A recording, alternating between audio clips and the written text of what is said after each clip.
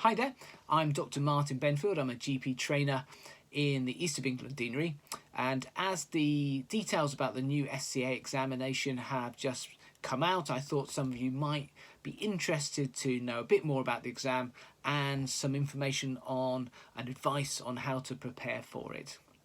There's plenty of information about this exam on the RCGP website. It will take place in your own surgery for most people via an online platform. At the start of the exam, there will be a period where an online invigilator will check that your camera's okay, it's in the right position, the mic is working, the internet connectivity is okay, and this will continue to be monitored during the exam. Two big improvements are that there will be sittings 9 months of the year, and also that the results will be released within 4 weeks. In the exam, there's going to be 12 cases organised into 15-minute blocks. You will have 3 minutes to read some patient information, a bit like you would do at the start of a real consultation. And then at the end of 3 minutes, the consultation begins. It lasts 12 minutes, and at 12 minutes, the video feed will cut. You'll then start to have a look at the next patient information for the next case. There'll be 6 cases, then a 10-minute break, and then the second lot of 6 cases. Each case will just be you and an actor.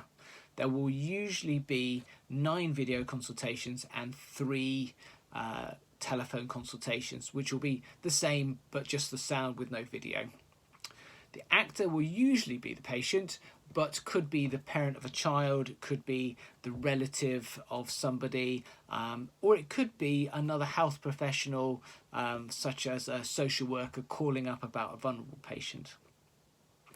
There are hundreds of cases that have been developed for this. And for each exam, the cases are selected so that they will cover a range of patient demographics, a range of medical specialities, and a range of GP tasks that you should know about. So things like sick notes, referral processes, safeguarding, palliative care. Examination skills are not going to be tested in this exam. The marking of your cases will take place after the exam is finished, with each of the cases marked by a different examiner. All the marks are pulled together into a total, and so whether you pass or not is determined by the total number of points, not by any one case. There are 3 marks available for data gathering and making the diagnosis. There are 3 marks for the management plan section, and there are 3 marks for what they call relating to people. Now, this is what was previously called interpersonal skills, and things like giving empathy, discovering health beliefs, adapting your discussions to the patient are all included in that. A slight change from the previous marking for RCA and CSA exam is that the awarding of marks is slightly more heavily put onto the management diagnosis section. So, for example, in the relating to people section, if you found out that a person wanted a rheumatology referral, you're going to get most marks, not just for finding that out, but then including that in the discussion. So something like your friend had suggested a referral to rheumatology because they had hand pains that turned out to be rheumatoid arthritis. I think your situation is slightly different because, however, I do think it would be sensible to get some blood tests done just to make sure we're not missing a rheumatoid arthritis type condition. Would that be okay? In terms of preparing for the SCA exam, this will require learning from your consultations. The most important thing you can do is see as many patients as possible, making sure as many of those as possible are interesting because they present issues that you need to learn about. You're far more likely to remember things that you've learnt through seeing patients than learning things just from reading. You're unlikely to do well in a case if that was the first time you'd ever had a consultation about that illness or about that issue. You should be working towards being able to complete moderately difficult cases in 12 minutes consultation time. The exam does not include things after the consultation like writing your notes, referrals. So the sort of 12 minutes with 3 minutes beforehand probably is equivalent to 20-minute appointment slots. Now, whether in real life you want to stick with the 20-minute appointment slots or aim for shorter, like 15 minutes, it depends on the sort of cases you're getting in a typical surgery. If most of the cases are fairly complex, then 20 minutes is good. If, however, there are a number of easier, quicker appointments mixed in, some simple colds, somebody just wanting to ask for another sick note, then you probably want to be aiming for more closer to 15 minutes.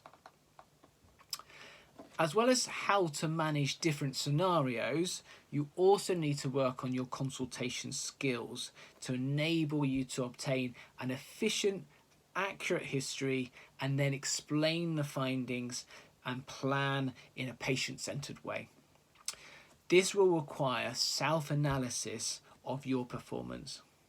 After consultations, think about how it went. What did you say? How could you have done it better? The best tool to enable self-analysis is to record your consultations.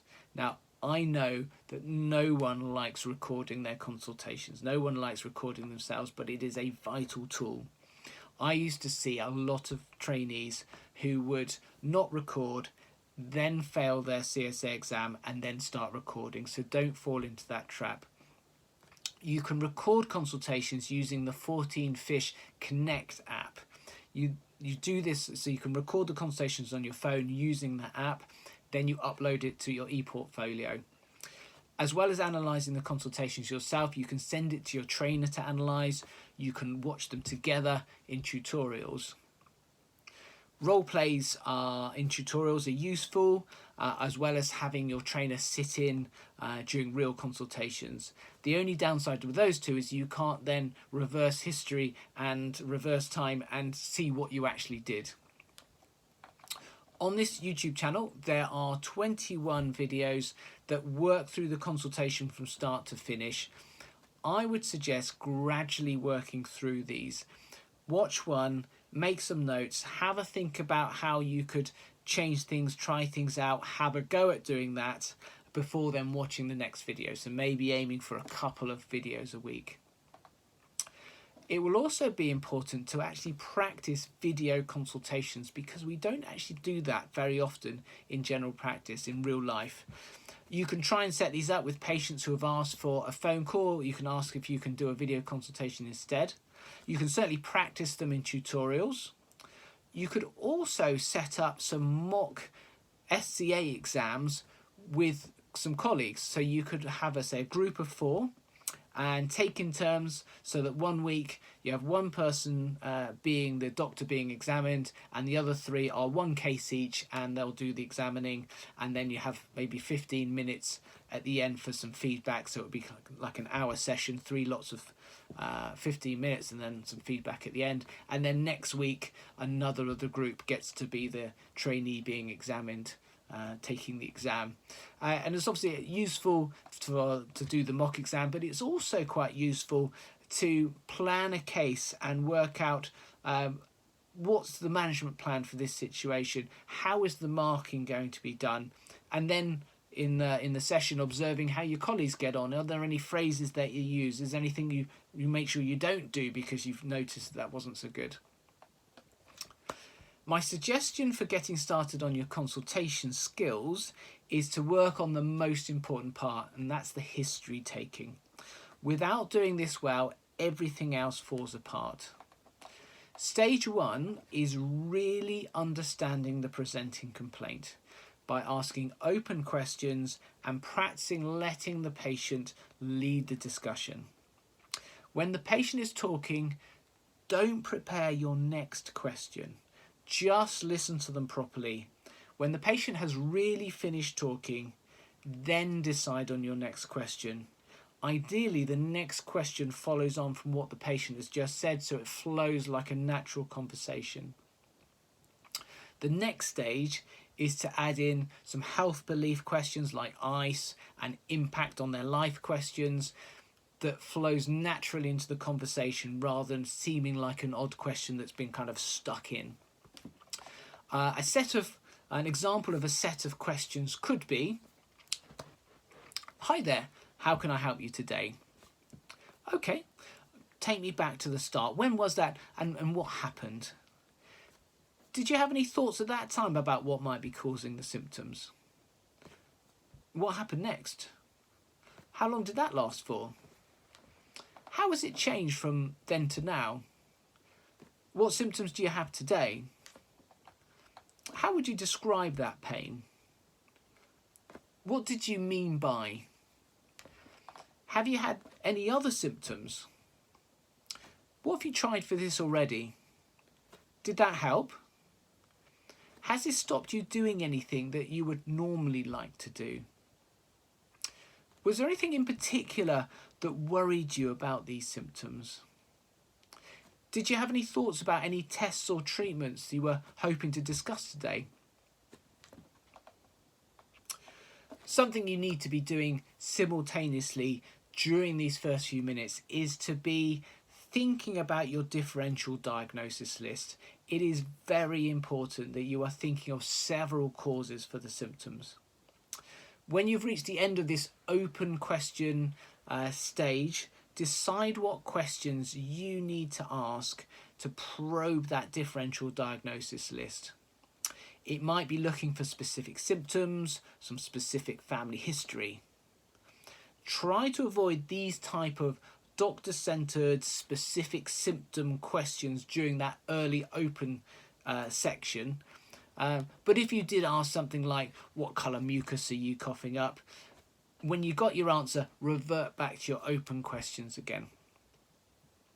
This differential stage, diagnosis stage, will often finish with any red flag questions that you feel you need to ask but haven't come out yet during the consultation. We then move on to explaining the differential diagnosis list in a way that the patient understands, explains how you reached your decision, and is adapted for the patient's health beliefs. The next stage is the management discussion, which has the same principles as the diagnosis discussion. Here the aim is to provide the patient with the appropriate information that enables them to make an informed choice. And then we finish with the safety net and follow-up plan. It is important to maintain this structure. Don't let yourself start explaining some diagnosis or start describing some management options before you get to that stage.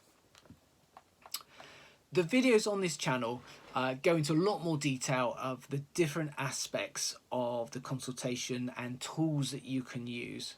For example, you may be thinking, how can I just let patients talk and talk?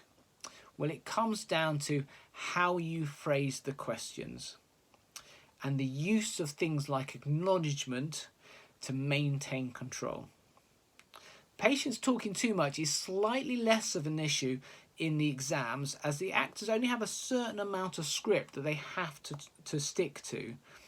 One of your main tasks will be to facilitate the actors to reveal all of their script, rather than directing them down the wrong channel with closed questions that means that you miss out on some vital information that you needed to obtain and develop the right management plan. Okay, everybody, good luck.